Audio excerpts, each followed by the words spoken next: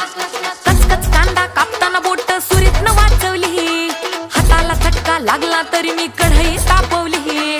कचकच कांदा कापताना बोट सुरीतनं वाचवली, हाताला चटका लागला तरी मी कढई तापवली.